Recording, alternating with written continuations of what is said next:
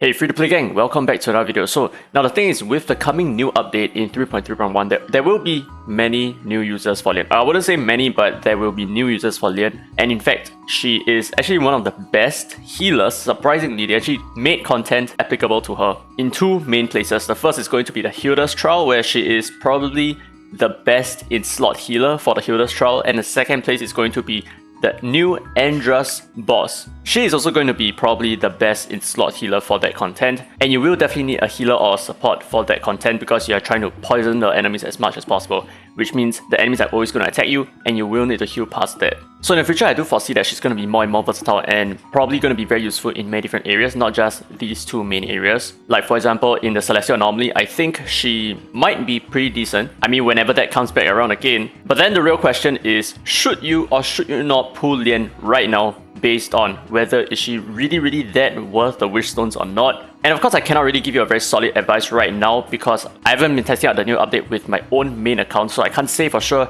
just how much of an impact she would have. But just going from my experiences in the PTR server right now, she is definitely the best in slot for supports and healing and shielding as well in those two content.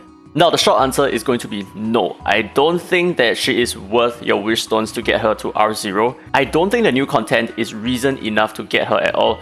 There are alternatives. So for example, for the Hilda's trial, you do not need such a strong healer. You can definitely do with Ahmed, for example. You can definitely do with Berenice. These are much more universal options for other content, and they still will work in those content. You do not need to rely on a Lian because don't forget that pulling a Lian requires you to fully skill her up, which means that you have more espers to skill up as opposed to, just strictly skilling out an Ahmed, and he's going to be really good with like many other different content. Like you have Fafnir, for example, you have Celestial Anomaly, you can use him with Mateo. There is a lot of other room for versatility using an Ahmed as opposed to using a Lian. Now, I'm not saying that Lian is bad at all, okay? So like I said, Lian is the best in slot healer and support in these two content. But I also have to emphasize that there are other espers who can replace her in that role, and they can also perform really well as well. Now, as for Andras, yes, she is very useful here, but you can definitely, like I said, you can definitely replace her with other espers. So same thing, you can replace her with a Berenice because Berenice is all about shielding, and in Andras, healing reduces over time. So the shielding that Berenice provides is very strong and very important. And it's good enough because Berenice's shield actually comes back a lot more often than Lian would, because Lian has a 4 turns cooldown,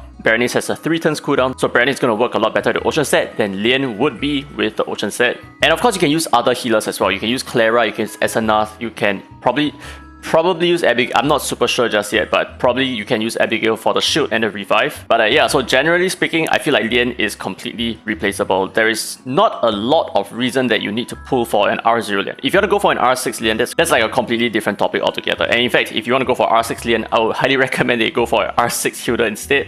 But that's just me. But yeah, that's just my stance on Lian right now. She is replaceable for the most part in the new content.